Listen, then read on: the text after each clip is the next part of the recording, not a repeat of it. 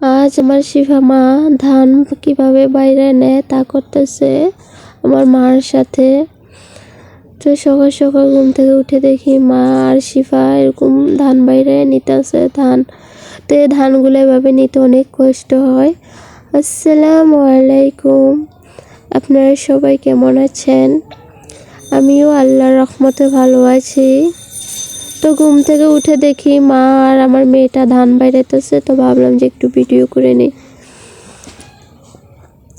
তো সকাল সকাল ভিডিও করে নিলাম। পুকুরেও বগাখালি মাছ নিয়ে যাচ্ছে, তো মা এদিকে ধান আছে, এদিকে বগাও খেদাইতেছে। তো দেখেন আমার শিফা মা খুব সুন্দরভাবে ধান বাইরে নিতেছে। মা বলতেছে মাশাআল্লাহ, আমার নাতিনে খুব সুন্দরভাবে নেয়। আমার ভিডিওটি কাছে কিংবা দূরে, দেশ কিংবা দেশের বাহিরে যারা দেখছেন তাদেরকে অসংখ্য ধন্যবাদ। এদিকে মুস্তফা আলু নিয়ে আসছে জমিতে লাগানোর জন্য ভ্যান দিয়ে। তো কলস্টর যে দেখে অবস্থা খুবই খারাপ।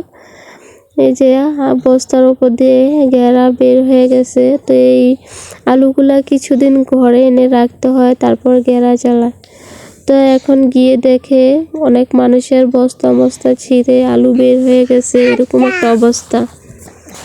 তো আমাদেরগুলো ওরকম বেশি হয়নি, অল্পই। আমার ভিডিওটি যদি ইউটিউব চ্যানেল থেকে দেখে থাকেন প্লিজ সাবস্ক্রাইব করে পাশে থাকবেন। আর পুরাতন আপু ভাইদেরকে অসংখ্য ধন্যবাদ। আজকের ভিডিও এই পর্যন্ত। আল্লাহ হাফেজ।